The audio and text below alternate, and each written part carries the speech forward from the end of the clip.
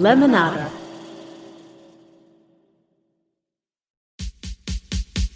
Ask me, ask Iliza anything. It's time to ask. Ask me all your questions. Leave them in the Instagram comment section. Leave them on your Twitter or leave them on your Facebook. We'll see them, we'll read them, then we'll give you answers. You know it, I've got it.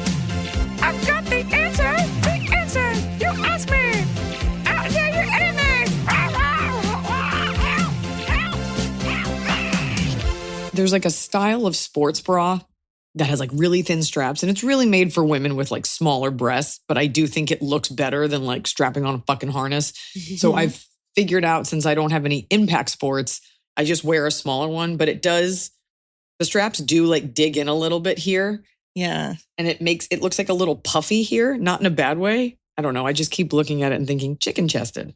Like when I look at my dog, she's got a little meaty chest. I say she's got a chicken chest. Chicken chest. Hi, Jianfu. I feel like I want to start out today's episode by saying that yesterday I was in my hotel room for a very long time. And I like a hostage.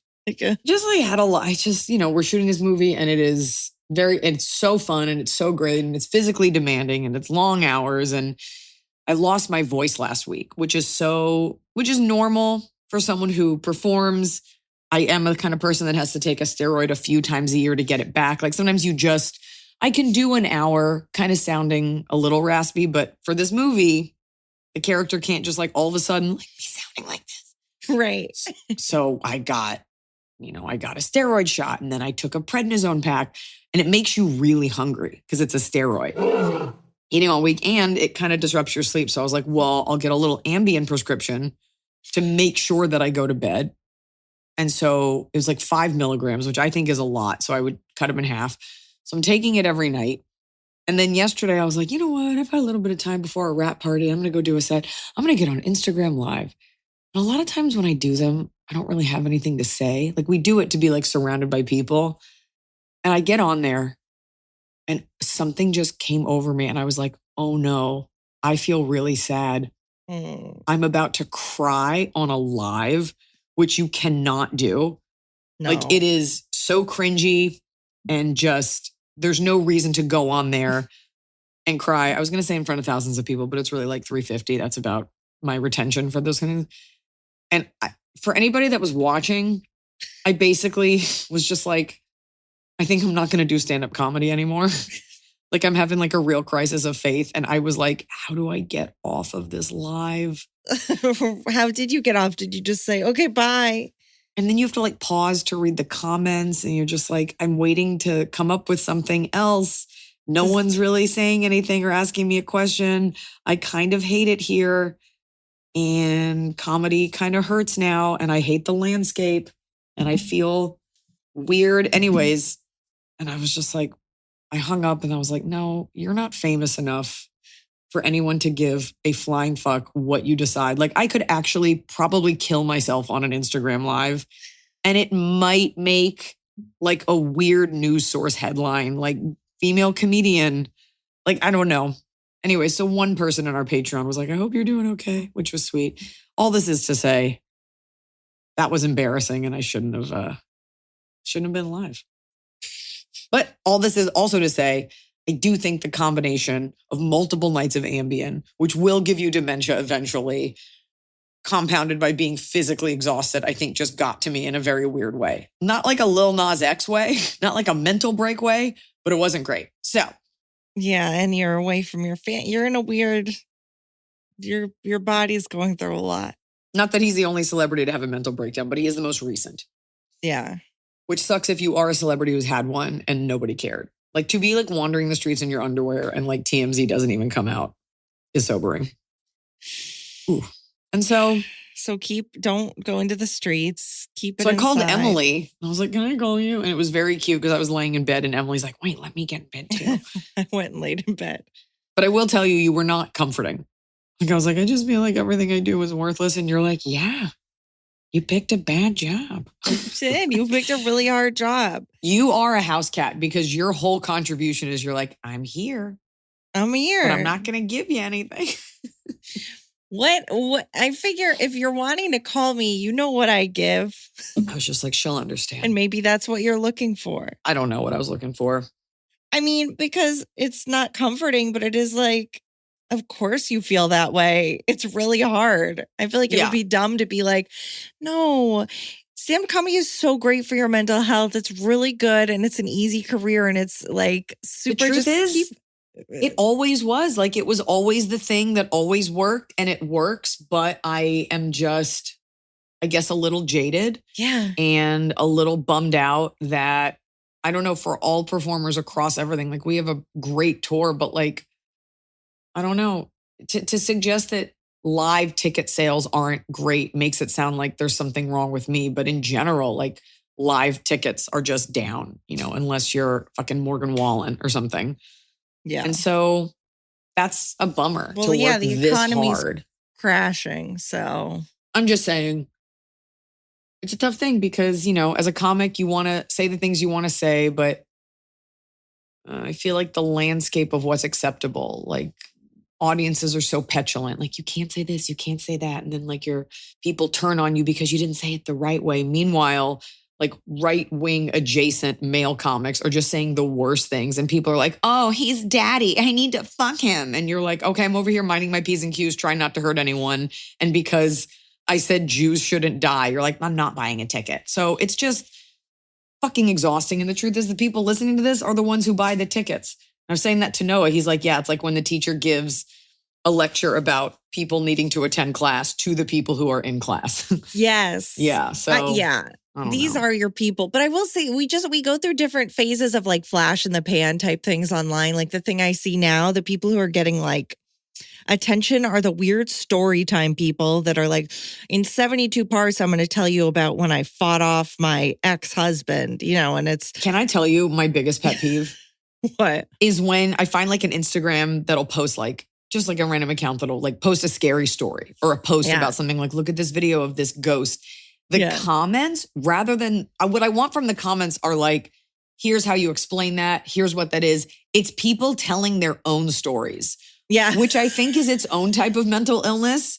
Like here's a video of a ghost pushing a man out of the way before a train came. Yeah. Then you go to the comments to like, can I get some context? People are like, when I was 10, everything starts with when I was. And you're like, this is not the forum. I mean, I guess it is a forum.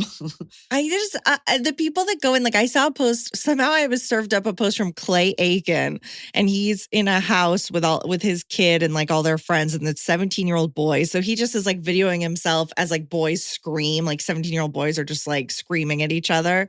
And then someone in the comments is like, Clay, we knew each other when we were 10 and you were always a well-behaved boy. You know, when people get in celebrity, I was your teacher and I did, and you're like, get out of here. I would say he's not reading those, but he probably is. Well, I just thought it was like those kinds of comments. I always go back to Kate Beckinsale's Instagram page as the best place for commenter mental illness of people just like, Kate, you're so beautiful. When I was 7, and I saw you in Go Fish, I thought, you know, and you're like, get out of here. What are you doing here?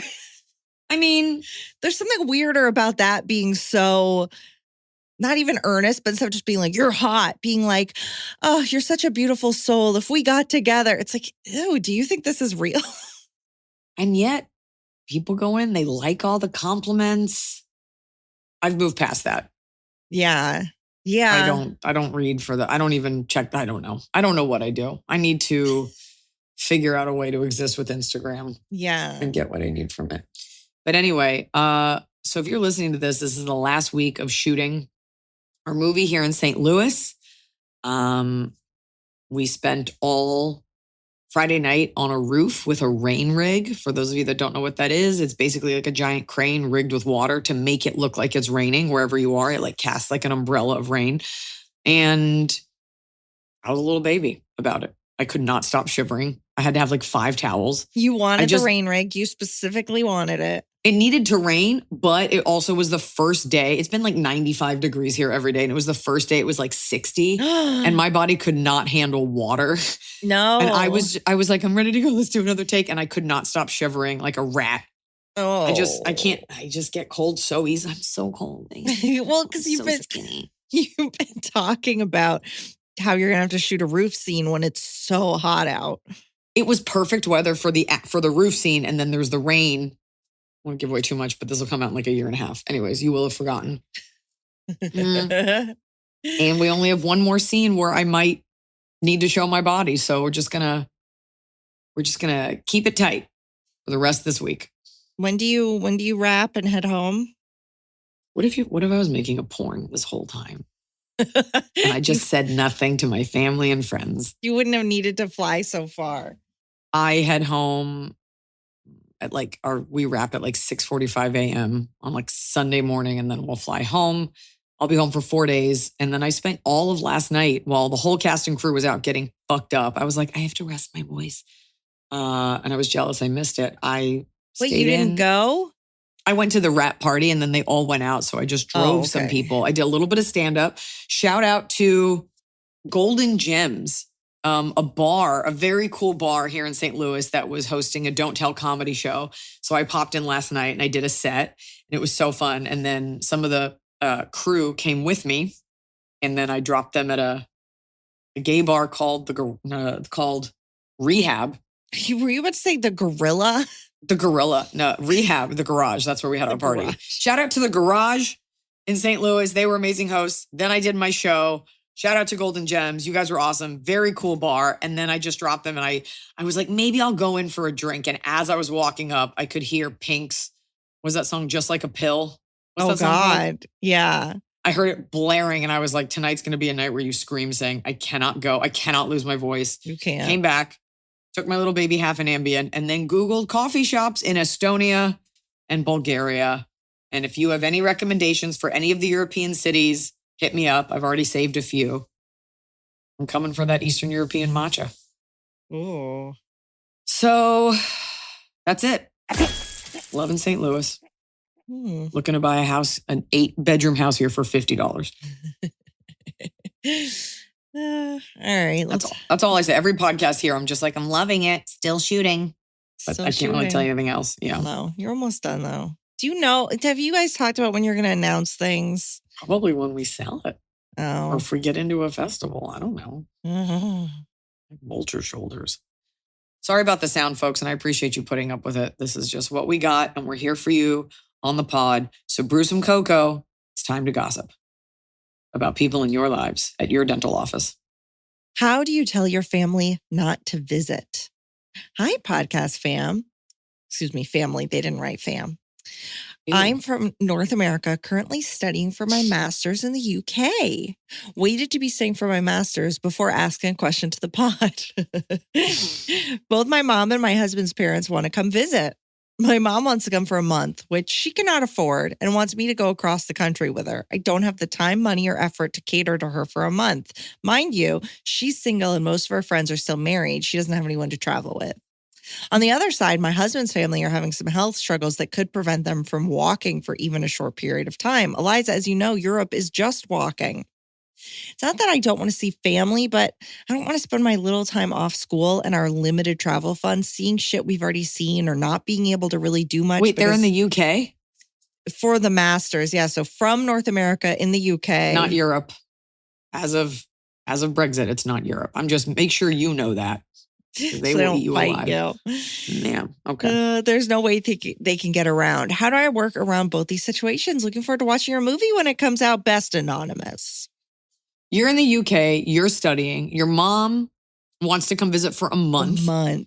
It's so weird that you said I'm from North America. I've never heard someone say that. They really want to stay anonymous. From like Yellowknife or something like really far, like a northern territory in Canada. Yeah, so anonymous. I'm from Earth. That sounds to me like the kind of conversation you can just punt. Like that doesn't sound like they're giving off any real indication. Like we want to come visit, but it sounds like they have so many steps to take. I think you're getting anxious because they keep like threatening visiting. Yeah. I think your husband's parent or your Month. boyfriend's parents who Why can't your walk. boyfriend's parents visiting you? They're not gonna visit. They can't walk. Your mom wanting to spend a month, and I totally get that thing of like, okay, we're in the A UK. month. If we want, if we get time off, we want to go see the things we haven't seen yet. But if mom comes, she's gonna want to see. We've already seen all the basics, and mom's gonna want to see the basics again. Yeah, you can't use your limited time off. You're there for a reason. Yeah, exactly. You're studying for a master's, and I think you can just be honest and be like, here's the truth. I have very, very limited free time. I won't be able to host you properly for a month. And then your mom will be like, oh my God, I'll busy myself. And it's like, Mom, the logistics of that are you rent a flat, you rent a car, and you're all alone, and it's not for like, she might still want to come. And if it's tough because like some people can come and they, won't be a burden. The boyfriend's parents of it all, that's just a lot for you to deal with. How long are you there can for? Deal with that. Yeah. However long a master's is, I guess. I mean, I think the other concern is saying the mom doesn't have the money to travel for a month. So it's like mom thinks she can come crash and get a cheap European vacation, but she can't. I mean, you just need to tell them these things. Yeah. But the truth is it's one or the other. It's either here are the reasons you can't do it, and then they'll be like, but I can. I have all this. And then you have to be like, but I actually can't host you. I would lead with I can't host you because that's the real thing. Let me ask you this. If your mom had $1 billion, would it be okay?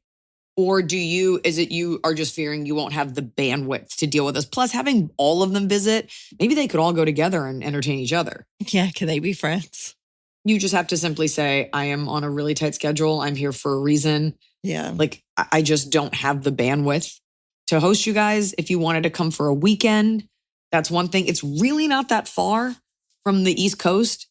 So I don't know where you guys live, but a month seems bizarre. It's too long. It's way too long. Absolutely from not. Anywhere in North America, that seems bizarre. Kill it's someone. not like your family's coming from India. So I don't know. Right. Yeah. Or are they? Maybe. Okay. They want to be lead really with the anonymous. Truth. Lead with the truth, which is that it's not that you don't want them coming. You just don't have the time to do it. Yeah. I don't want to see the Big Ben again, which is kind of shitty but if they were coming for a weekend, I bet you would do that. You just don't want to be responsible for their agenda when you shouldn't be because these are all adults. Yeah. And obviously their behavior in the past has made it clear that like these will be people you have to cater to. Some people are super self-sufficient, but we still can't help, especially as women, feeling guilty. So put yourself first. You're there to get a master's and listen to this podcast. If you were filming your movie in a state that was drivable, I might show up and bother you. But it is drivable. All these states are connected in the United States. Everything is drivable. There's nothing preventing you from driving here. For a day trip. Nothing preventing you. Okay, I'll get right on the road right after this. And then you're like, actually, I can't entertain you. Do you have a car? What kind of car do you have? I use one. My parents have 2 cars and I use one. Okay. I didn't think you had a car. No. I can't imagine what you'd have. Maybe some sort of. I want a car so bad because I want to put bumper stickers on it. No. Yes, what would you get? I have one that I've had for like 3 years in my closet that says like honk if you love the 1999 movie The Mummy. And my mom's car is like. What would you drive? What would you drive if you could? You know what? I wish I could drive, but I can't because I need it to be practical. A limousine. Do you remember those smart cars that were little before it was I knew you were going to say smart car. A Honda Fit I would love to drive. I want something short. I want a little Toyota Crunchwrap Supreme. I love my Honda Civic. I had to sell my Honda Civic for parts before I came home because it was not going to make the drive cross country. It was on its last legs. That car would outlive us all. I loved it. It was a 06 Honda Civic and I loved it. All right. Well, let's start a GoFundMe to get Emily a Mazda Baja Blast. They have a new flavor of Baja Blast right now. And in the Taco Bell subreddit called Living Moss, they're like, the Midnight Baja Blast is out at many locations. They don't have enough Midnight Baja Blast. It's like, people are disgusting. Those are the news updates I get. We're just self-inflicting long-term diabetes. Baja Blast. Can you believe that I don't It's have like a Mexican diabetes? vacation just came in your mouth. All right. I don't know. I'm sorry. Don't ruin Baja Blasts. I've been making these off-color jokes the whole time and on set. Because you're around all those teens. The men seem to love them. Are there enough women there? Is it mostly women, mostly men, or 50-50? I'd say it's 50-50. A lot of men on the crew, a lot of women on the crew. It's, it's an interesting mix of everybody's great, honestly. Okay. Everybody's fucking cool. I love it. Okay. You said that like it's not true, but it is true. I know you know. love it. You love those people and you're loving this experience, but you said it like it was a lie and there's a gun to your head. As I was saying, I was like, do I call out certain people I think are the coolest? I was like, no. Don't name anyone. No.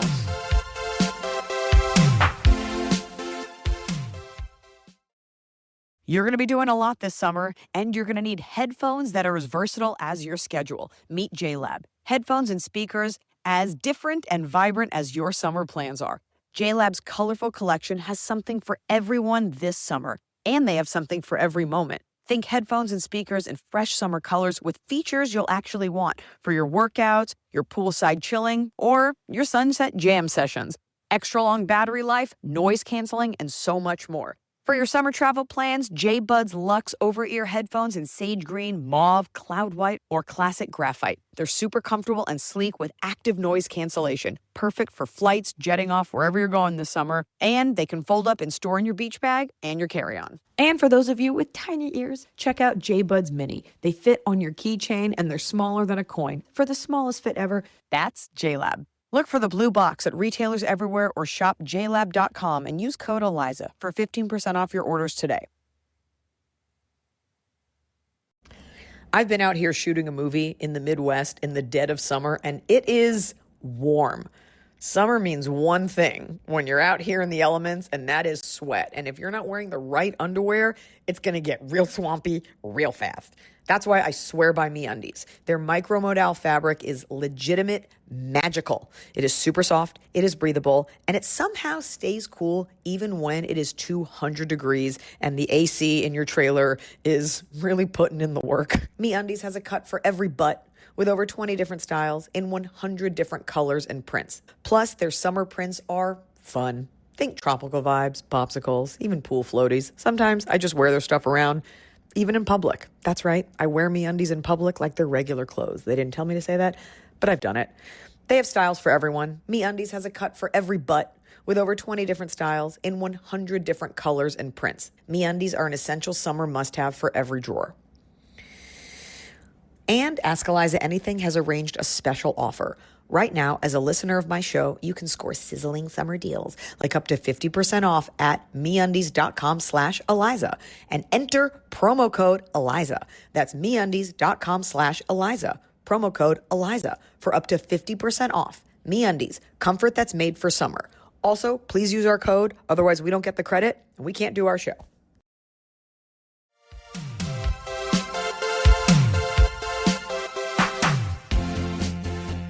Okay, let's help. Dear Eliza and Emily, I hope you are well. I'm a newer listener and truly appreciate the intelligence, humor, and humanity you bring to your podcast. Oh, the humanity. Oh, the humanity. I am reaching out because I'm struggling and could use your perspective. I am 32, a lesbian, and currently stationed in a deeply conservative, racist, and homophobic area in Eastern California. About 2 hours from LA. I've never heard that term. I've never heard the term Eastern California. Yeah, like, is that Orange County? That's like northern, or what's Eastern? Is Eastern West Covina? No, that's West. No. Eastern is like on the border. Eastern California is next to Vegas. Yeah, what is that? Hold on. Eastern California, is that like Bakersfield? Somewhere bad. I'm trying to think of where there's like a military base. Deeply conservative area in California. Yeah, it's from somewhere over by Nevada. I mean, California's a weirdly shaped state. Yeah. Maybe Death Valley. All right. Yeah, we're going to triangulate your location. Trying to figure it out. Trying to get to you. Okay. I didn't choose to live here, and witnessing the hate directed at others makes me physically ill. Weekly pro-Trump rallies and anti-abortion protests are just the surface of what feels like a constant barrage of hostility. The town itself is considered one of the nicer areas near base, but I've been verbally harassed, physically grabbed, and even spat on simply for existing. I've reached a point where I rarely leave my house except for work and volunteering. Unfortunately, the atmosphere at work isn't much better. I'm surrounded by vocal, aggressively political coworkers whose views are not just different from mine, they are dehumanizing. As an educated woman who is pursuing a master's in law studies, not trying to sound like a dick or a pompous ass. No, that's Why? we need your bona fides. Why would you even check yourself like that? Yeah. I feel like I'm surrounded by people who seem willfully ignorant, uneducated, and proudly resistant to anything that goes against their mindset. I understand that communities like this exist because people want to feel comfortable among like-minded individuals. However, I don't have the option to leave and have never felt more out of place. I've exhausted many options to build relationships, but after 2 years, I'm still alone and my cat is my only friend here. And then included a photo. It's a black and white, gorgeous cat. My therapist even told me, "You've done all you can. You just have to wait until your contract is up." It was honest, but devastating. My partner and I have been together for 3 years, and though she lives 2 states away, we make the distance work, seeing each other every 5 to 8 weeks. She's the most supportive, loving, and genuine person I've met, and I'm endlessly grateful to have her in my life. At the same time, I try to be mindful not to lean too heavily on her and never want her to feel like she's my only lifeline. I have never felt this isolated, unsafe, and emotionally drained. As two people whose values and voices I deeply respect, I am asking, how do I make it through another year of this without losing my mind? Sincerely, Sapphic scholar in a town that worships Joe Rogan. P.S. Emily, I love how relatable you are. And Iliza, your comedy specials helped me through some incredibly tough times, including multiple deployments. My partner and I are hoping to make it to one of your shows later this year. Thank you both for all that you do. So we got to get through a year in a place that feels completely like, if even the therapist is saying, yeah, you've done it all and this is where you're at. You know, that's awful. And a year and I'm like, well, you just got to find your people. And if you're saying you've tried and you can't, there has to be some outlet, whether it's because even in these pockets of red, there's always a drop of blue somewhere.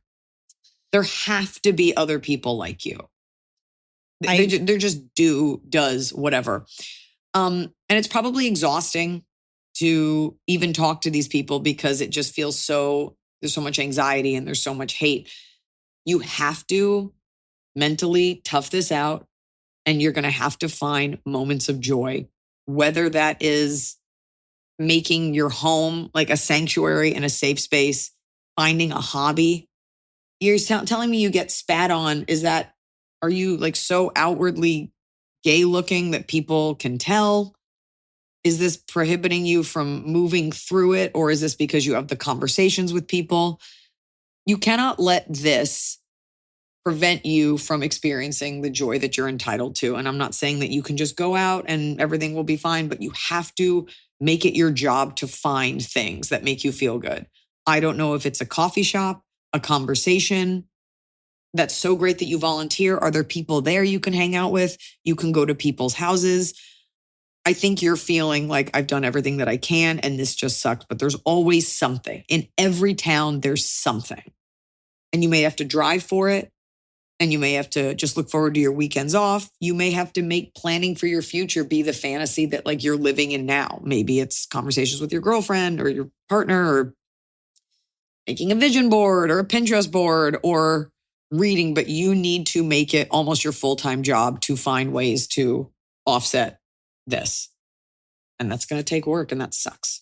Yeah, because I'm guessing in this kind of situation, it's not like you can start like a LGBTQ plus group because none of you want a target on your backs, right? So everybody's kind of in the dead of night trying to find each other. There. Like those people, right? You as much, you know what, I would take, if you have the time for it and the mental bandwidth, I would take your pain. And you have to know that you're not the only person who feels the way you're feeling. Yeah. And I would make it your job to find other people. And maybe it's just you go for coffee. Maybe you guys meet up and cook at each other's houses. Like find Water seeks its own level. Make it your job to find those people because they need you just as much as you need them. Yeah. Yeah. But I mean, Even it's as just year. an exercise. Yeah, it's fucking a year. That's rough. That's a rough You're in time. the military. You guys are tough. You can find it. You can find there's something there. And I don't want to be one of those people like, it's a lesson you need to learn. But like, I think that there could be a real beauty in finding others that are like you in this pressure cooker of a situation. Right. I'm sorry. That sucks. It does suck. Nobody wants to feel bad about the way that they are. No, I'm glad that you're leaving in a year. Is there a version where you play with it and you talk to people and you're just like, why do you feel that way? Like, are there people you can have conversations with, or are you just so fucking tired? You're like, I don't want to talk to you. Sounds exhausting. Yeah. Okay, we're starting to get some really good spam messages. Like, my dearest, your voice is echoing in my mind. But they sent us like 50 people. And so it's like, well, this wasn't just for Ask Iliza. It'll do that. But I always have to check the spam because sometimes your emails go in there. So, okay. Let's do an animal song. Animal song, your mouth is so small. Animal song, I give it my all. Squeeze your body, I give you a kiss. Animal songs, this time I won't miss. So this is a song that we sing for our cat, Bubby, and we change the lyrics depending on what he's up to. So this is just one of the versions, but if you know it, sing along. When you're scratching my thigh with that look in your eye, that's a Bubby. 'Cause we're eating some fish and it's your favorite dish, that's a Bubby. But you know I can't give you this 'cause you'll throw it up and you'll make a mess, that's a Bubby. Oh, Bubby. But you're slashing my skin, so okay, I'll give in. That's a Bubby. Yay! She has a beautiful voice. It was perfect. That was so sweet. Because I immediately know who Bubby is, what he likes to get into. Mean little cat. I love that so much. Great. But this is the email. Hi team, presenting with a little explanation, a ballad for my cat Bubby. Thanks for listening, Bubby's mom. I love the love in her voice. It had a vibrato. This cat's wrecking her skin and she's like, that's my baby. And it's clearly like a song that's been sung many times. This segment makes me so happy. I'm tearing up. It's so joyful. Oh, wow. I'm so happy for Bubby. Okay. Hi, Iliza and crew. Love y'all. Are you okay? Do you need a minute? I'm so happy for Bubby. Oh, God. Watch all of your specials, gone to multiple shows, have been listening to the pod for years, have met you in person. Thank you for being you. I was listening to Female Rage at its Finest, which is one of the episodes, but also could just be a description of the show. That is just an episode name. Realized I've also been seeking a big sister validation, like you mentioned, when it came to wedding invites on the episode for a situation that still upsets me to this day. Which, Iliza, at the time, it's like, sometimes we get questions where it's just like, we are validating that, yes, you are right to be mad at this person. There's nothing to be done, but yes, they're being a chump. I, 35 female, had what I considered to be a chosen family member with a friend of 7 years, 37 female. But it all fell apart in what feels like the most befuddling way. Background, I met C when I was in my mid-20s through yoga. We immediately hit it off. A little ways into our friendship, she ghosted me for 9 months. I was hurt, but chalked it up to incongruent perceptions of the relationship and went about my way. Post-ghosting, we randomly ran into each other coming/going from the yoga studio, hashed out over a brunch she organized, primarily about her former beau troubles, and went on to what I considered to be bonus sisters for years. Fast forward, she was a bridesmaid in my wedding. I was the only non-relative invited to her wedding, doubling as her day of coordinator to save her money and do her a solid as she was planning a West Coast wedding from the East Coast, and I had recently moved west. She even named me and my husband as part of our family when addressing the sub-20 people at her wedding ceremony, which we were surprised and honored by, as we had zero expectation of such a thing happening. My husband and I took a week of time off work, which is incredibly precious for him as he works in the medical field, to help out with her wedding, which also required us to travel out of state, pay for a hotel. We barely got any quality time with C and her husband, R. Beyond coffee, the morning everyone was departing. I mean, yeah.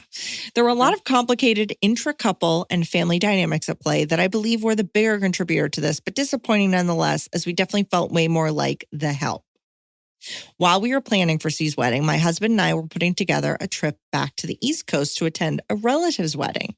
This wedding was in the same area as where C lived, as well as where I spent the first 30 years of my life. There was a lot to balance during the trip. The wedding, my husband's family coming into town for the wedding, all of my family and friends local to the area. But we told C and R first because we wanted to prioritize as much time with them as possible. When we told her about the trip, she punted on it as something to tackle later, which Iliza, you just suggested. Okay, but can I pause for a second? Yes. They're friends for 7 years. But also basically sisters. Basically sisters. I don't know when they had their wedding. When was that? This would have been, my husband and I took a time off work, fast forward. We don't know exactly when. All right, so let's say it was in the last year. You do all this stuff for her wedding. You feel treated like the help, which really doesn't matter because you said you would do it. You didn't expect anything, but you were honored and they don't have time. Okay, fine. Less amount of people. Yeah. And then while you're there, you're like, hey, from the hometown where we all live or where I'm from, but you currently live, I'm planning on going to a wedding there. I'm going to be back there. And then what happened? I'm going to be back there. I have X number of days. And she's told these people first, like, I'm going to get in time with you Tells her best friend before I figure out my other plans. I'm going to be home for this wedding. And the best friend punts it when she tries to make plans. Okay. A few weeks after the wedding, so C and R's wedding, our trip to the East Coast was imminent. It became clear that beyond coming directly to her apartment in our neighborhood, she wasn't willing to make any concrete plans. Given the time we had just carved out to dedicate to nothing but her, it felt very self-centered. Why'd you carve it out? Why'd you carve it out? She didn't give you any indication. Well, I think the time they carved out, they spent a week. The medical guy, they took a week off work. They did all this stuff for her wedding. Now, they didn't really get to see their friend. And now they're going out to where their friend is, and their friend is still ditching them. No, I understand that. But you're going out to see her. She's giving you no indication. No, she's going out for the wedding. But she's saying she carved out all that time at C's wedding. Oh, okay. That's a weird. She just spent all this time. Given all the time we just spent on you. Doing stuff for C. Yeah. Yeah. So I started filling in our calendar with all the other folks we were trying to accommodate. When we got to the East Coast, we met up with C and R for one brunch at a restaurant right outside of her apartment. Okay. She gifted us some things for helping out with the wedding, and we had big news to share. We were pregnant for the first time. She swore up and down that she wanted to join in some of the non-wedding related activities we had planned, and we were happy to have her and R. As we said our goodbyes at brunch, I expressed some of the fears I had around being pregnant. She promised she'd be there for me every step of the way. That was the last time we saw C and R in person. When we got home from the trip, her phone suddenly became broken. We reached out to R to make sure she was okay, but it was all chalked up to needing a new phone. Both C and R then went close to radio silent after having spent the first half of the year talking almost daily, in addition to multiple hour-long phone calls with all four of us on weekends. We also missed Carrie, which I've never even been able to share with C, nor did she ever follow up on. For her birthday. How could she follow up on it if you never shared it? Well, I guess she never followed up because she knew she was pregnant. She was never like... Your friend's jealous that you're pregnant. That's it. Your friend's married. She wants to have a kid, and she can't handle that you're... I don't think that's it. You're having... Okay, well, go on. For her birthday a couple of months later, I decided to send her a big self-care package from one of her favorite stores in hopes of celebrating her, reconnecting, and supporting what seems like a stressful season in her life. Wait, I'm sorry. Who had the miscarriage? Our question asker, but for her friend's birthday, she's trying to win her over yet again and sends her a big care package. And just wait, Iliza, because I end up getting an automatic email from the store that almost everything I sent to her got returned. Oh. Well, worried I had done something wrong, I reached out to let her know I'm happy for her to use the store credit however she wants, but want to make sure something deeper isn't going on since she seems distant. I'm told things haven't been great with her and R. She's stressed about her master's program, vague allusions to something about our East Coast trip upsetting her. but no specifics are volunteered when requested. And that her phone... Because she's upset that you're pregnant and she's not. No, I think Like it's I more said. than that, but okay. No specifics are volunteered when requested. Her phone not working is a welcome reprieve from everyone. I decided not to press, let her know I'm here if she needs anything, and to please message me when her phone is working again. What happened to that store credit? Did you get your money back? I'm sure that our question asker did not. Our question asker has let it languish. She returned everything? Almost everything, which is even and didn't weirder. say anything? Right. Because our question asker was like, hey, I see you return everything. Like, you're welcome to use the credit, but are we good? And she's just like, ugh, I'm stressed. busy. My phone's broken. Okay. Communication stops, but weirdly, gifts don't. 2 months pass and my husband and I are sent an anniversary gift from C&R, but only our responds to our thank you on the group thread. A couple months later, we're sent a Christmas gift from C&R. This time, no response from either when we reach out with a thank you. Months later, I am sent a birthday cake from C&R with no response when I reach out with a thank you. Any one-on-one texts are never responded to. We end up getting pregnant again, and I decide to send out a birth announcement to C+R after our first child is born, assuming surely this is big enough news to at least break the silence for whatever reasons it might be occurring. Months later, we get the birth announcement back as a return to sender because they have moved. At this point, we haven't actually spoken in well over a year. I reach out to her on Instagram since I can't get a response on any other channel out of legitimate concern. Divorce, health crisis, familial issues. I let her know I sent her a birth announcement that got sent back, that I haven't been able to reach her, that she can tell me to bug off if I'm just not taking the hint, and that I just want her to know I hope she's okay. She responds back almost immediately, telling me I'm not missing a hint. She's been a terrible friend, gives me her new address, says we should do a call so we can catch up and she can meet the baby. I reiterate that I'm sorry to hear she's been having a rough go, wish nothing but the best for her, and that if she wants to be part of my life, I can't go through round 3 of her cutting me out cold turkey. Okay. She responds that she's going to need some time to think about what I've shared and hopefully have time to respond by the end of the weekend. Now, Iliza, this is the most shocking sentence in the thing, okay? That weekend was almost 3 years ago. Well, she thought about it and she didn't want to be your friend. Did I do something wrong? Was it somehow unfair for me to assert a boundary around her ghosting? No. Do I somehow have horse blinders on to something glaringly obvious to a third-party big sister like yourself? Yes. I don't have any hope that this is salvageable, and I know you're only working with one side story, but I'm curious if you're just as confused as I am, or am I somehow the one in the wrong? If I'm being honest, this whole thing has made me feel like I was kept and used for a specific purpose, her wedding. I've planned and executed multiple weddings as a fun side hustle. And essentially considered disposable. She would have ditched you sooner. Yeah. She'd made passing comments about the utility of access to certain things in other friendships she had when we were close that I found odd, but didn't make much of at the time. Additionally, when we were at her wedding, her closest sister and mom went out of their way to comment on how nice it was for me to come help out, and they were shocked I'd be willing to do that for her. Never felt transactional given the depth of what we mutually shared. Any insight, advice, or guidance on what went wrong here would be helpful. Thanks for taking time to read and weigh in. Here's what it is. I have a take. Yeah. All right, you want to do No, yours you first? go. You go. No, it's okay. It's your name. No. You go. You're the one who reads all the ads. You go. I read one the other day for some reason. You don't mean to her what she means to you. You're a normal person. You might be, it's not so much a little bit much, but you also may not, you just give. And that's a great thing. The problem is you give without any real perception of like, is this person giving back? And when they don't, you're like, what's going on? I'll just give more, which doesn't make her want to give anymore. Her resurfacing, she sounds like she has a chemical imbalance, quite frankly. And she's dealing with her own demons, like personality disorder issues that really have nothing to do with you. But because she gives you so little, when she does give you something, you're like, oh, we're back. Her resurfacing to give you a gift here and there is probably her just either doing what she thinks she should do to maintain a normal friendship or doing what she thinks is a normal thing to do and not realizing that like the social component of this is the most important thing. You don't care about the gifts. You want to talk to her. She's available when she's available.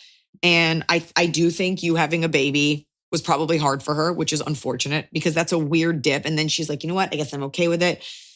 The fact that you quote unquote, like drew that boundary when she's not someone that respects those was too much for her.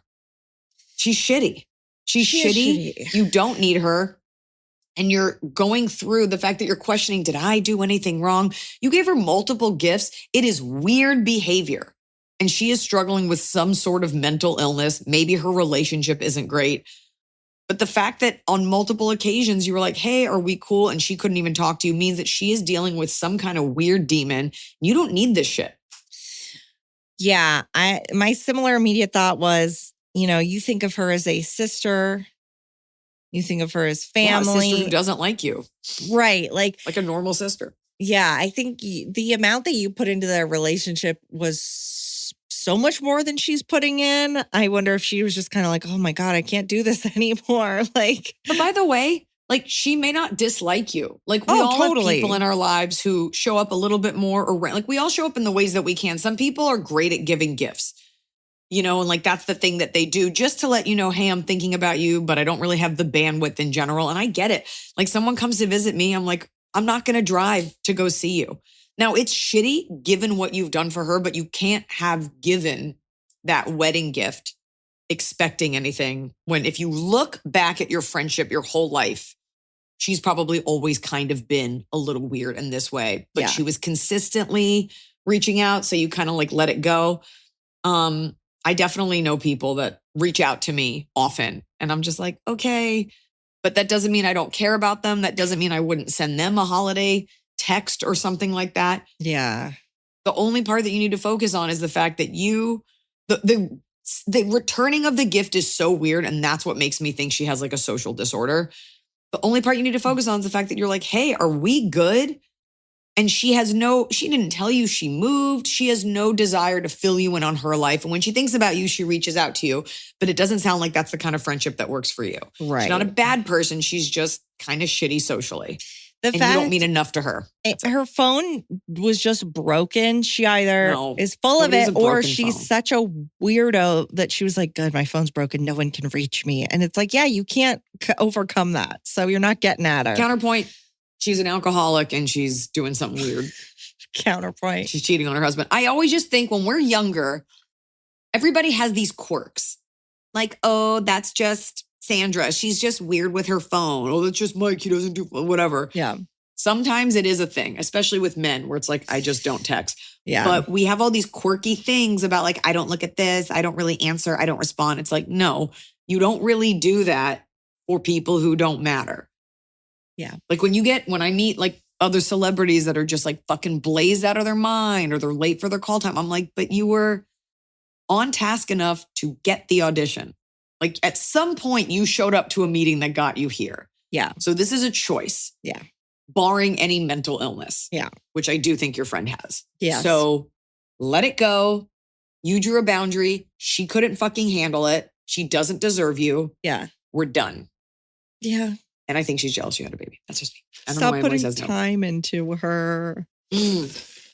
Gifts are not going to do it. No. You gave her, and I don't think she used you for the wedding. I think she knew you'd be great at it, but that's a weird breadcrumb trail. I don't think you later. would invite someone to your less than 20 person wedding and not care for them. I think that she just can't be there for you in the way you need her to be. I had a friend like this. Friends her whole life. There was always a gift. There was always a promise of a gift. Let me put it that way. That was like our big joke in high school. It'd be like, I have a gift for you. And I'm like, where is it? Oh, it's in my car. Like there's always a reason we couldn't have the gift. Yeah. It was weird.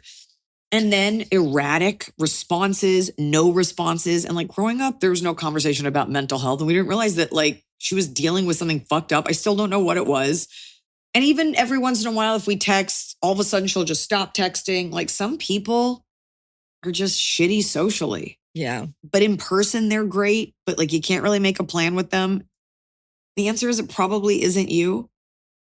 Yeah. And you'll find years later, she'll reach out and she'll be like, I'm sorry. I was going through when her and her husband divorced. Yeah. For real. Or they're together and she's just shitty and he enables it. Yeah. Doesn't sound like they're having a marriage issue because he is responding. Like if they were having trouble, he'd probably be like, I don't want to talk to you. She had said at one point when they talked, like things were tough between her and R. But yeah, I mean, that's the kind of thing that would bring you even closer. You'd be like, hey, can I talk to you? Like she's in her own misery. She doesn't know how to express it. We're moving on. We're not friends with her. Do not send her another gift. Do not text her again. Do not message her again. Ever focus on your family. Yeah. We're too old and we're too far into the annals of like not annals, but we're too far down the road of social media to be like a bounce back. Are you kidding? Like, are you a Nigerian prince scam? What do you mean a bounce What's back? happening? I mean, your phone's not working. Are you a fucking drug dealer? Right. What job do you have? Your phone's not working.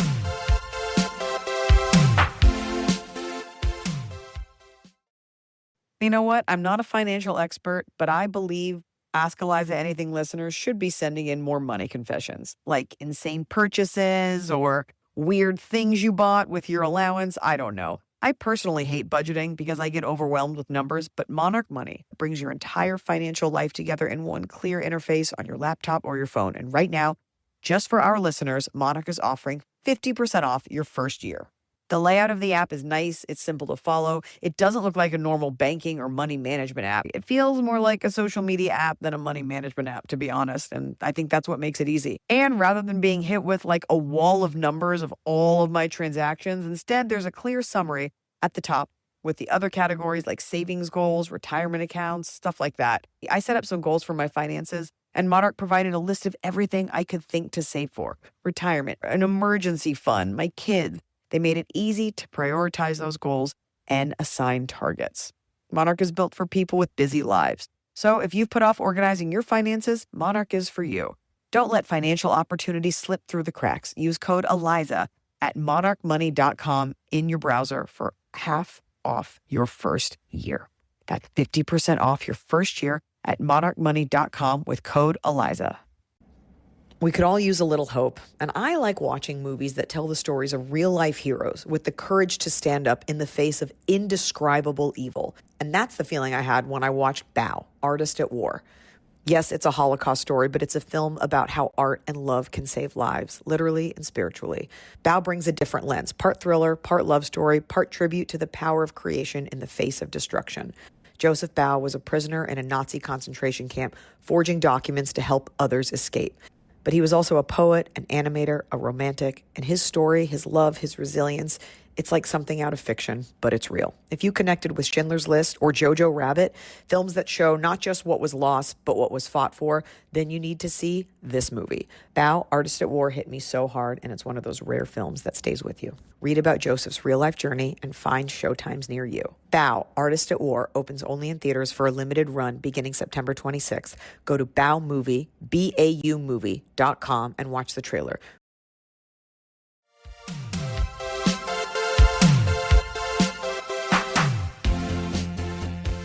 Hello, Pod Squad. I'm 39, Canadian, married, 2 kids. My mom is 60, French Catholic, and still treats me like I'm 16. I rent to own one of her rental properties. It benefits us both. Better school district for my kids, and she had tenants bail.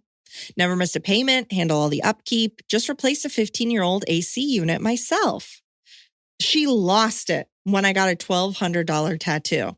Not about the ink. My dad has 5, but the cost.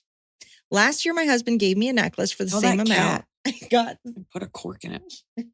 and got 0 lecture, but I could feel the judgment. Wait, what was it? I missed it because your cat was meowing. Last year, my husband gave me a necklace for the same amount and got 0 lecture, but I could feel the judgment. She's fine with my biweekly nails, but anything over $100 triggers a Catholic You get your guilt nails done sermon. twice a week? I assume every other week. Okay. Triggers a Catholic guilt sermon. If I try to set boundaries, she brings up gifts for my kids I didn't ask for, then refuses repayment. How do I get her to see me as an adult without blowing up our relationship? I don't think you're gonna. And I would just move on. I will say. Because also, you take the other side of it. Be that kid. Just be that kid. And just like, she's like, $1,200 tattoo, it is too much. And you can just be like, I did what I did. Can I have a snack? Like, what's she gonna do? Not be your mom? Like, she also loves you so much. And so I would just like lean into it. And also, if you want to cite your sources, just be like, I pay my rent on time. I do all this. I'm a great tenant. I pay my taxes. You can't tell me anything. And just walk out. What's she gonna do? Evict you? Right. I mean, it's a weird control. Like, my mom is the same way about like when she stays at my house with the cats, any packages that come, she's like, oh, you just are ordering things? I thought you're just ordering things online and they're just got, and I'm like, yeah. Like, she's not going to agree with the things that you do. You're not going to like, it's fine. You're going to waste so much energy trying to prove something to her. You can also Ignore blow it. up at her Yeah. because it's your mom. Yeah. You can also say to her, be like, have I done anything that shows that I'm irresponsible? Right. And also, she should be proud that you got the $1,200 tattoo because we don't want a cheap tattoo. That's the thing. Show her some like only God can juge me tattoo, Miss Smells.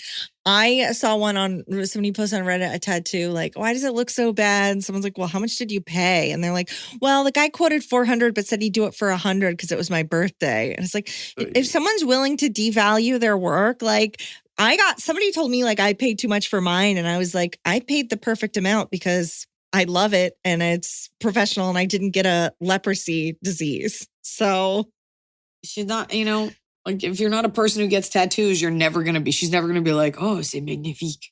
Your mom is the French chef from Little Mermaid. Okay, and now we have the kind of question that is the hardest to answer, the very hardest to answer. Hi, Iliza. I don't know how to tell a dear 50-ish male friend that he reeks. Oh, Issue number 1, Okay. his breath. Recently sat next to him at a performance, not talking, and I almost couldn't take it, even after offering him gum. This is beyond garden variety bad breath. Once he shared that when he works from home, he sometimes goes without brushing his teeth, so there's a clue. But we are hanging out in public. I assume he brushes first, but maybe it's just not enough. Number 2, he sweats wine, or at least he smells like it. Part of it is he drinks too much, for sure. I love him so much, and he recently has been saying he's open to dating again after his partner of 20 years left him. I want to know how offensive it is Ran so he from can him. attract a good guy. I tried to assign this to my husband, but he says no way. I thought about offering him gum 100 times an hour until he gets the hint. Help. He can be very sensitive and mopey, and I'm a straight shooter, so I need someone kinder to tell me what to do. okay. As someone who has told people they are stinky and seen the light fade from their eyes. You love to tell people about smells that you smell. Look, if you're stinky, you can tell when it's a choice versus something that they're unaware of, which is wild to me. Yeah. That someone would be that unaware. Nose You sit your friend down. blindness. You sit your friend down and you say, do you know I love you? And he'll be like, I know it. And you'd be like, I want to tell you something because I'm on your side and I want you to meet someone incredible. Like, get them to start talking about how they want that. You'd be like, can I tell you something that I'm only saying from love with the objective of helping you? And he'll be like, yeah. And you'd be like, you're stinky. I'm mad. Just say it. With the partner of 20 You're stinky years in the mouth and body. in the mouth. I'm like, why couldn't the partner deal with this on his way out? Like he was The going to partner break up. did. The partner did. That's why he got as far away from him as he could. I need the partner to have told him though, so that our question asker doesn't have to tell him. You got to tell him and be like, I think it is, you've gone through a breakup, but it's time to get back on track. I am here and I'm not trying to hurt your feelings. If his feelings are hurt by that, then I think you're dealing with a bigger issue. Like people that can't take that kind of construct. Like I'm constantly brushing my teeth and chewing gum on set because I don't want other actors to have a stinky experience. Anytime someone offers me gum, which is not that often, I'm like, is there a reason for this? And most people you offer, they're like, why do I have bad breath? Yeah, it's like, You got to just tell them as a friend because the truth is if they get upset, you didn't say it to hurt them. right. You love And this also person.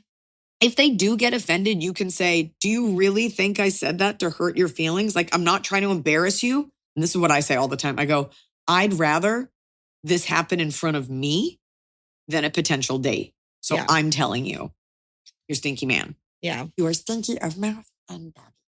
Oh. Stinky of soul. Oh. Okay, let's see. People are weird about it. They're really protective over their gross biome. Over their stink. Yeah. I mean, the teeth brushing is an easy one to start with. So people in the comments, because this was on Patreon and it was in one of the public threads, so other people can comment and engage with your question. And people That's repulsive. pointed out that he might need a doctor, like 2 different things going here. Maybe it's medically stink mouth. Number 2, Yeah, you have medical stink mouth. the drinking and the not brushing, that's depression. Like people stop taking care of themselves. So there's think something there's at that. play here. There's this Unless he's one always influencer. stunk. Yeah. She always says, don't let your mental affect your dental. And like, he might just be really sad. You might have to tackle what the mouth's gotta, Mouth's we gotta gotta go mouth Yeah. first. Mouth. Let's go mouth first. Mouth first, because the teeth are attached to the heart or the gums are attached to the heart. So he needs to take care of that mouth. Take care of that halitosis. Isn't that weird? Since my dad had the heart surgery, he can't go to the dentist without getting special antibiotics, like even for a cleaning. Wow. You have to take them for life. Yeah. They always say the way to a man's heart is through his tooth. One tooth. Through that front tooth. Can you please call the episode "We're Going In Mouth First"? I think there was something else you said that was better, but I'll assess. Oh, okay. We should let people say in the comments what the episode should have been called. Sometimes they do, which makes me laugh. You always do a good job, though. Thank you. My greatest skill. Okay. We're rounding out here. So let's... Hi, big sisters. We are big sister. This is something I'm curious about too, Iliza. I have a question for Iliza specifically. I've heard you say in older episodes that you tend to blow up really big quickly about something and then move on, whereas Smokey Husky is more chill in response, if I understood correctly. I also tend to have big emotional reactions, but I'm often able to calm down quickly after taking it out. Oh, after talking it out. Not after taking it out on someone. On an unsuspecting bystander. Blame it on a woman. Blame it on the ADHD dysregulation or my mom for not teaching me how to regulate my emotions. I get lovely little panic attacks or feel rage like I could Hulk out. Unfortunately, my face also betrays my every emotion. So I've gotten some negative feedback on how this affects me in the workplace, which fucking sucks. So yeah, I am in therapy and trying that all out. But Iliza, as someone who's super passionate about your work and a self-described sort of reactive person, how do you keep your cool or learn to let shit go at work and your relationship? Thanks for being so honest with us. It's something that and by the way, I'm not reactive. Like I don't explode at people, but I get frustrated. What? No, that's what I'm saying is I think I want to. As I explode at you. As you explode. Is that it's from an outsider. It's not that you explode, but that you will be frustrated by something very immediately, very blunt about it, not meanly, but just like, this is a problem. And then I'm like, oh no, I fucked up. It's over for me. And you've forgotten about it the next day because it's like, once it's done, you're done with it. And that's not how most people operate. Well, I also am often wrong. So that's hard to walk around with that. But the more I work with other people and the more, because stand-up comedy, you're so alone so often and your whole point of view, is what makes you money and it's the way things are. And because it's art, it's subjective. So my point of view can be correct or my assertions about things. But the more I'm around people who are calmer or more understanding or just wired differently, the more I realize if I can give myself the gift of taking a deep breath or stepping away, just so I can, in the way that most people do, it usually like pays for itself tenfold. Yeah. The amount of times recently where I've been like, oh my God, I'm so glad I didn't say anything because it turned out that they weren't lying, And so, it's tough though, because someone will be like, what's wrong? I'll be like, nothing. I'm just here.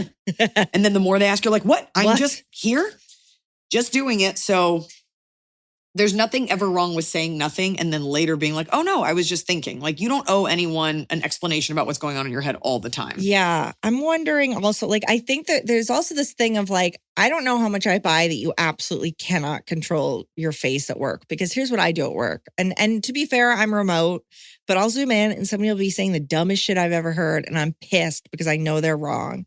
I go off camera and I take a second so that I'm not sitting there like, oh, like you just have to, you have to control your face. Control your face. When I was a kid, I had a teacher who was an idiot. And I told my mom that my teacher would roll her eyes at me, which is so rude. Yeah. And my mom went over to the teacher. She goes, is there something wrong with your face? My mom said, is there something wrong with your face that you feel you have to roll your eyes when my daughter speaks? And the teacher said, well, I can't control what my eyes do, which just gives you an idea of the level of exceptionalism we were dealing with in these public schools at the time.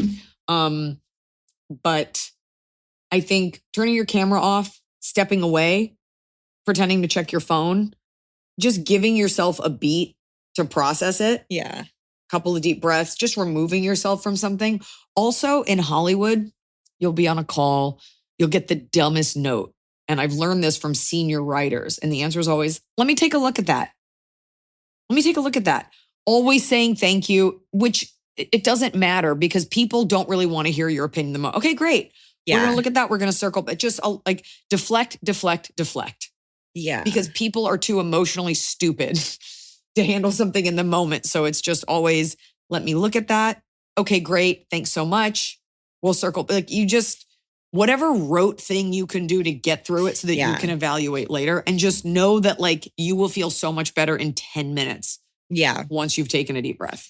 Yeah, I've had to adjust at work because I have a new boss where like my old boss, I would talk through things, like figure out problems by talking through it. And my new boss just wants to hear kind of the solution, you know? So when I start talking about the first steps, it's like, okay, we're not, you adapt to the different people you're with. It's like pretend you're in Game of Thrones. Like everybody you're working with, you have to treat like you can manipulate them to an extent. Most people cannot handle in the moment harsh feedback. Yeah. Or your reaction's wrong. And I've had to learn that, like, even on this movie, like being frustrated, like people are watching you. Yeah. So just say nothing. Yeah.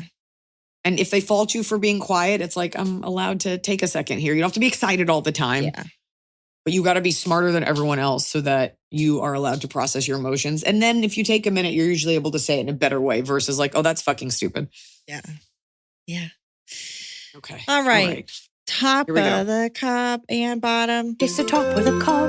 We're doing it right every day. You just take a bite, top of the cob. Starting with bottom. Okay. Fine. Bottom of the cob is that I don't have a fucking fork to eat the salad and I got to go down to the lobby. Oh, you've just had a little loose salad sitting there. Just like staring at the salad this whole time.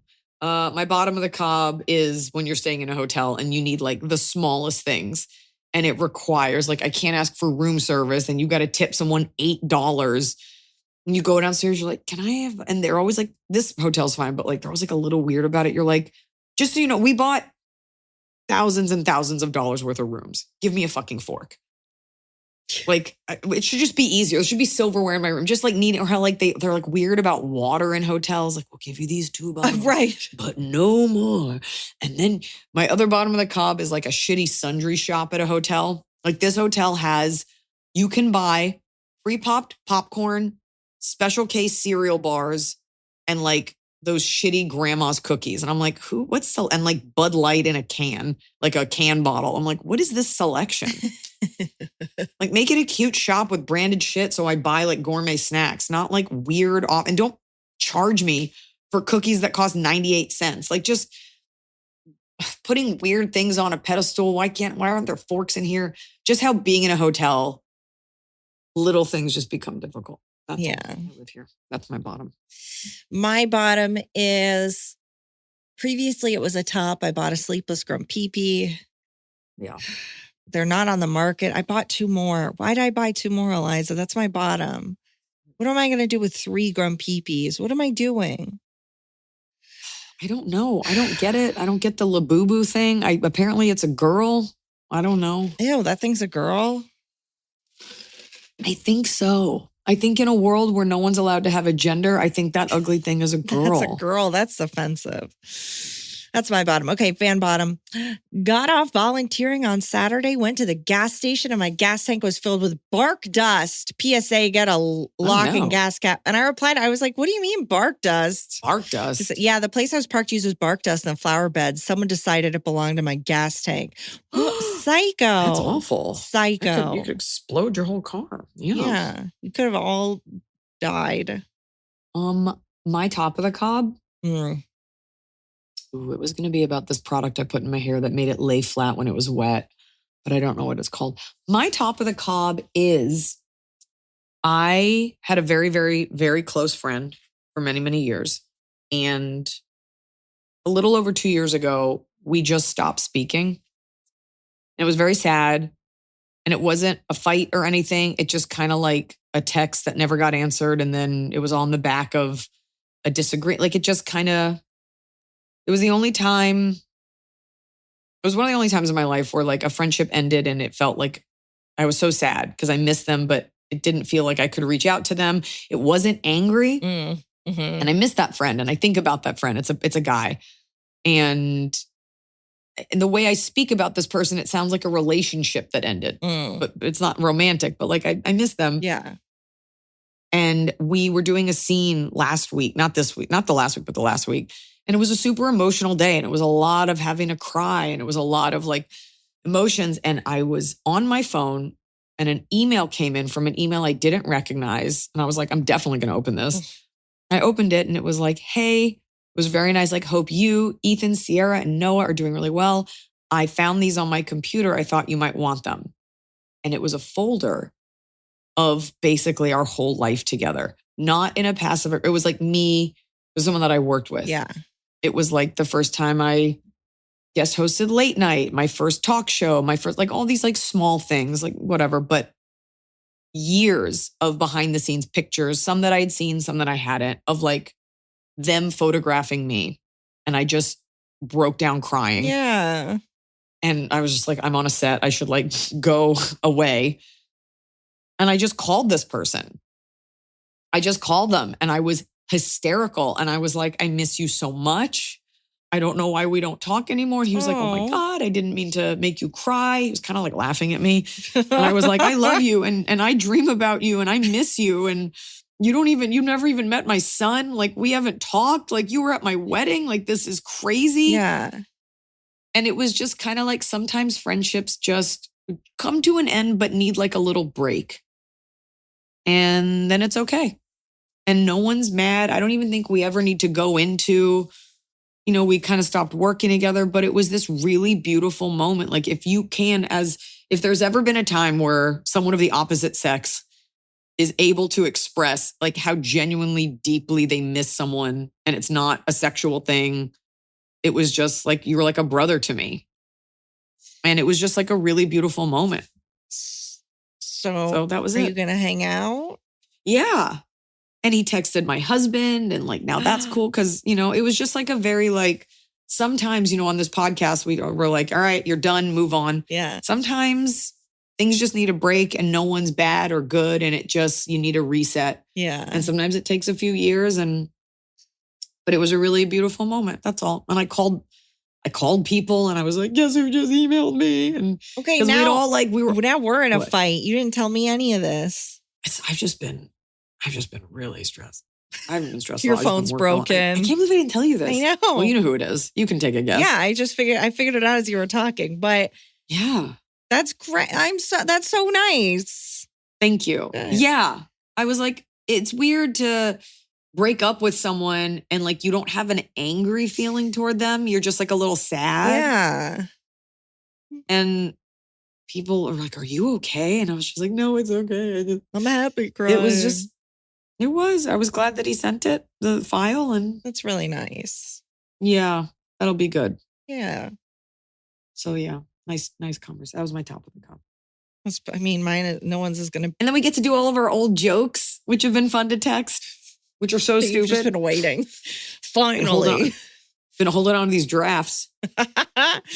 What's yours? After that, mine is this upcoming weekend when you're listening to this is Dragon Con, which is the big convention I go to with my dad every year. We go Friday, Saturday, Sunday. We people watch. We walk around. It's the most I walk all year probably because it's spread across 4 hotels in downtown Atlanta.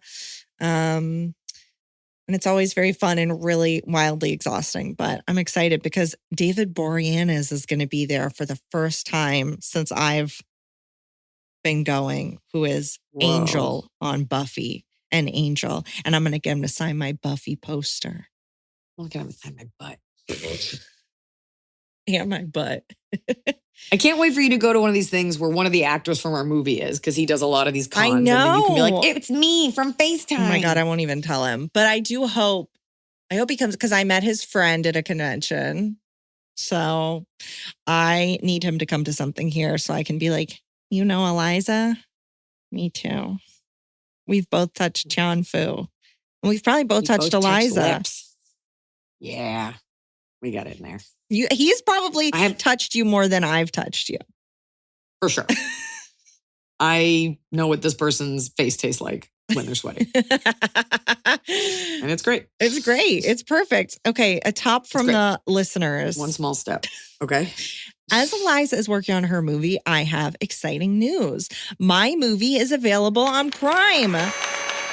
Saving for Ooh. the Day took 13 years to finish. It's not a documentary. It's an independent narrative feature film, multi-genre, PG. I was production manager, solving all the problems. We had 30 speaking roles, around 300 extras, shot in Missoula, Montana with pretty much no money. Finally, all my friends and family can see the movie I've been working on for over a decade. Oh, that's Over a so decade? cool. Yeah, well, sounds... An introvert is given a locked treasure chest worth millions, which forces him to go on a wacky series of multi-genre adventures to find the key. For what it's worth, I would strike the word wacky from this. I like that you're giving That's a weird word. notes. Lily Gladstone is in it. Yeah. Remember from Native American movie? That was so good. What That's was the name cool. of that movie? I just think that the fact that it's now like you can send it to your friends is so cool. You know, like you can Love watch that. it. You can be like, look, it's a real movie that I made. Amazing. Congratulations. Okay. Those are our cobs. Do you have any, you want to talk about Estonia or wherever the heck you're going? No. But if you live in any of these Eastern European countries where I'll be visiting, with tickets and dates at iliza.com/tour, send it in the Patreon. I don't always check my Instagram DMs, but, let me know cool bars. Do we have some nights off, cool coffee shops, any underground raves? I'm looking to get into some weird situations. Let us know. Yeah. And join Now the first. Patreon. Okay, and join the Patreon. And don't say mean shit to Emily. Because we will fucking block you. She's not a punching bag. She's my baby.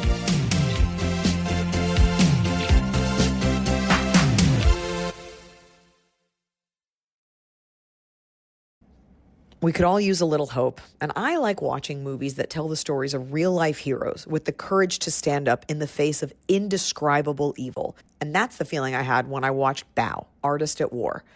Yes, it's a Holocaust story, but it's a film about how art and love can save lives, literally and spiritually.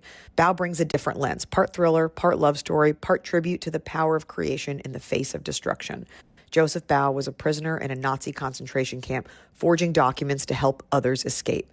But he was also a poet, an animator, a romantic, and his story, his love, his resilience, it's like something out of fiction, but it's real. If you connected with Schindler's List or Jojo Rabbit, films that show not just what was lost, but what was fought for, then you need to see this movie. Bao, Artist at War hit me so hard, and it's one of those rare films that stays with you. Read about Joseph's real-life journey and find showtimes near you. Bao, Artist at War opens only in theaters for a limited run beginning September 26th.